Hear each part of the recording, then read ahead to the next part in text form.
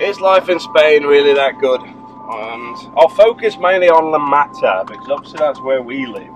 Because I know I'm going to get people go, well, it's a bit different in Barcelona. It's a bit different here.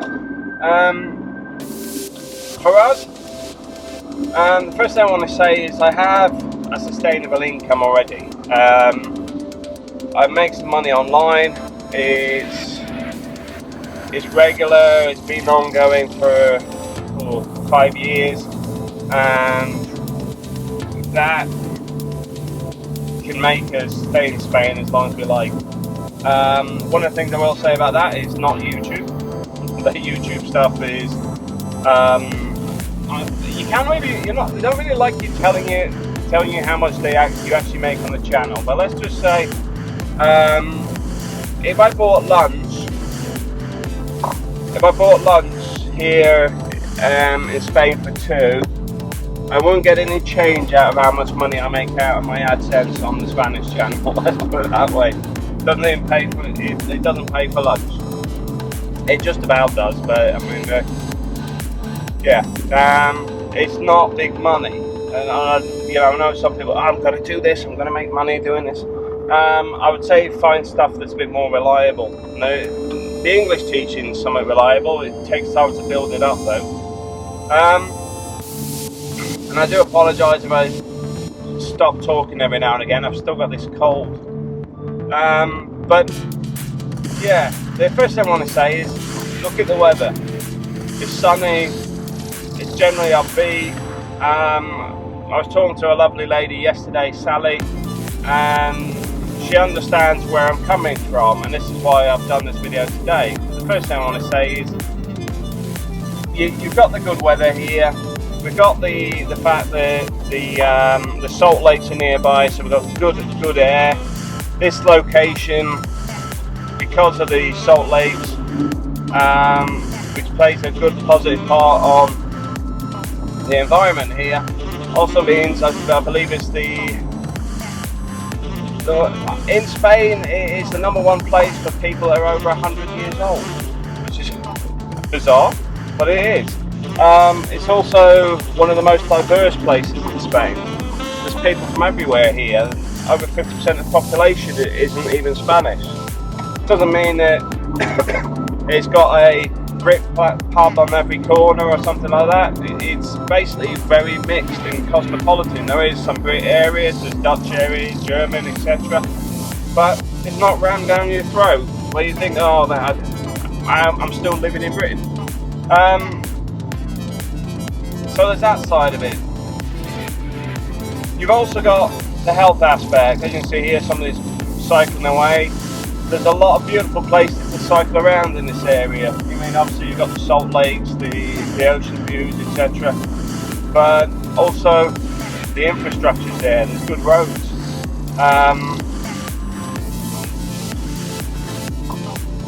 There's not a real downside to living here except for finding work. Because work is one of those things that's difficult to locate, especially if you don't speak Spanish.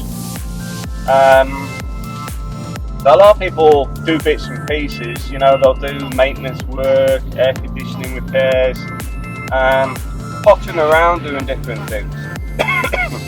The main reason being is because it's a high population of retired people, a lot of people will quite happily pay for other people to do stuff for them.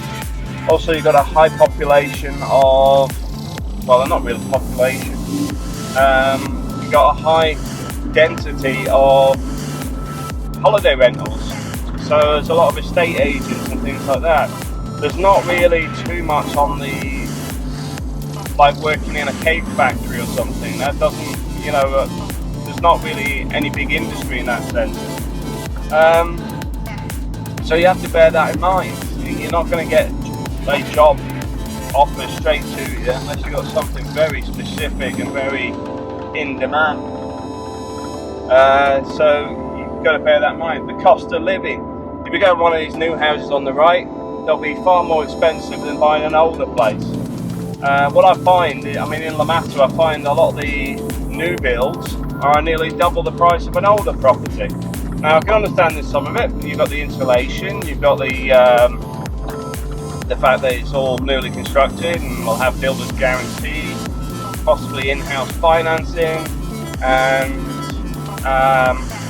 mod cons may have like a smart house or whatever. But in reality, could I justify spending that just on bricks and mortar? If I was retiring, yes. If I wasn't, no. You know, at the end of the day, I don't mind renovating. So if I get an older place that needs new kitchen or whatever, I don't mind ripping it out. But at the same time, if I was retiring, would I want that hassle? The answer's no. So I can understand it from both sides. But generally here, everything's a bit happier. I don't know how to describe it. It's just, I think the sunlight makes people generally feel better.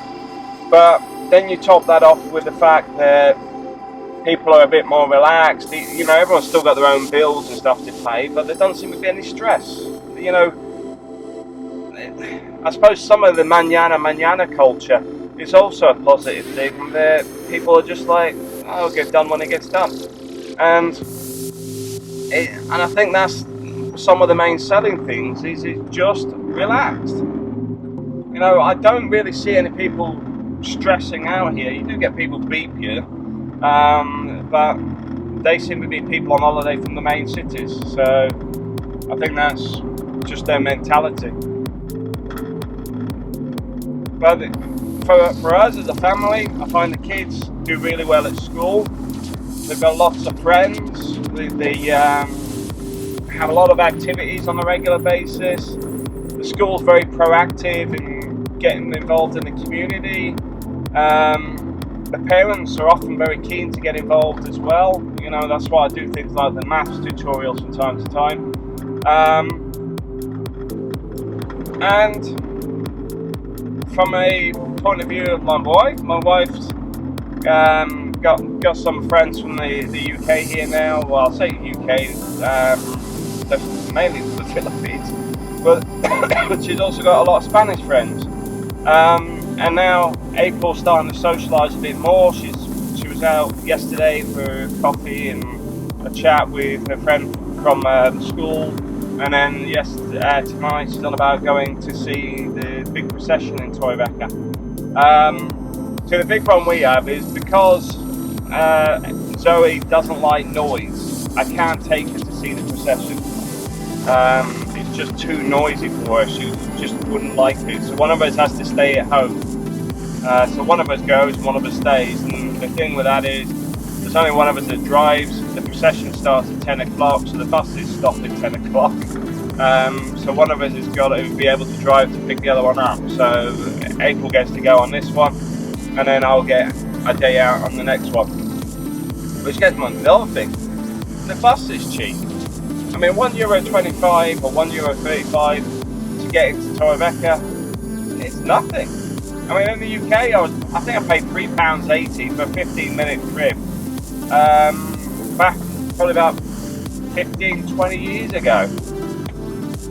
So yeah, I do think that there's a lot of positive things to living here.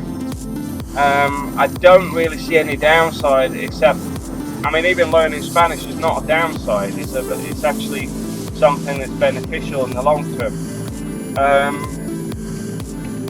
I don't really see any negative bits of living in here. Like I said, the work aspects is probably the only one. The cost of living is cheaper than the UK. I was talking to some friends yesterday relating to the UK, and they said that, you know, the electricity or gas is just going up 30%. Well, here in Spain, our aircon is now off. We don't need any heating or cooling now till the winter, because with our location, it doesn't get too hot either. So there you go. You know, even with that, it's not even just 30% difference. It's the fact that we don't have any difference because we don't have a bill. Simple things like that make it cheaper. The only downside for me at the moment, being right on the coast, is probably the internet. Yeah, so that's the reality from life for us in Spain is good here. I know somebody was mentioning, well, we were talking yesterday about, are people nosy? Because I know what they were talking about, because I've seen it in another area where somebody was asking whose house I was staying at the time, because they were being nosy about who was where, and it was in a little brick pub. But in La Mata, we don't really get that. Everybody knows each other, but nobody really pokes their nose into each other's business. Everybody's like, hello, everybody knows your name at the shops, what have you.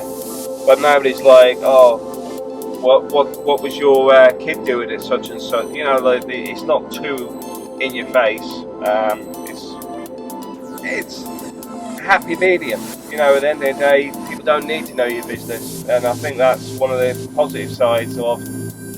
They don't need to get involved. So yeah, that I would say that's a major selling point, is you can be left to your own devices. That's why you can see a couple of gay guys holding hands, pulling a pink shopping trolley. That's Spain on market day. Nobody cares. Nobody batters an eyelid here. You know, you get people with the old shiny baseball caps and stuff on. Nobody really cares. You know, it's just like, whatever. People do what they want. They seem to get a new lease of life here. I suppose that some of it's because of the generations, because you've got a lot of people from an older generation there. They sort of get a new lease of life with new friends, where I think if you're in the UK or something, you're sort of seen as old. Where here, the average age is older, so in a sense they're younger, if that makes any sense. Or they certainly feel younger because they're surrounded by more people of their own age group. So yeah, I can understand the new lease of life. There's a lot of ballroom dancing and things like that going on. Now for somebody that's a bit younger, because I'm 40 something, I'm not mid 40s yet, but I like it. I like the fact that my kids are safe. I like the fact that we have a good, strong police presence. I like the fact that there's good hospitals. And although, I mean, my medical insurance now for the kids is €128 a month, but we've got full inclusive healthcare, including, you know, some serious medical treatment if required. I don't grumble. At the end of the day, you get the life you pay for, and here in Spain, you're paying for the life you want, rather than in the UK, you're often paying for the life that other people have got. For example, MPs.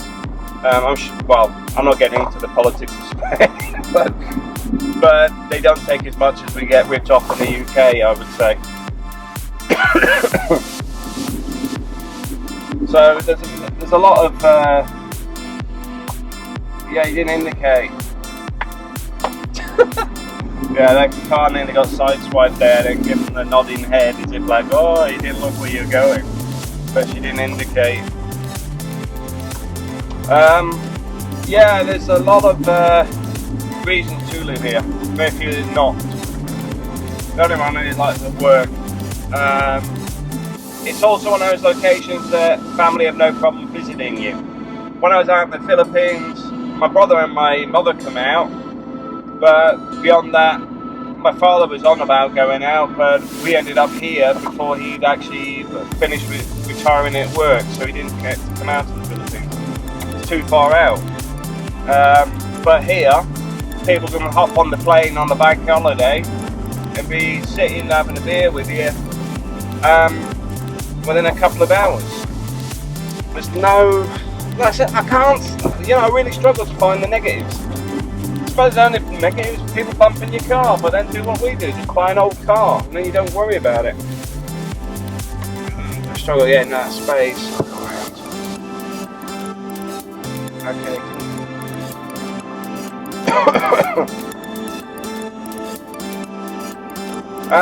Yeah, I really struggle for the negatives because it's family orientated. There's a lot of facilities, there's a lot of stuff going on.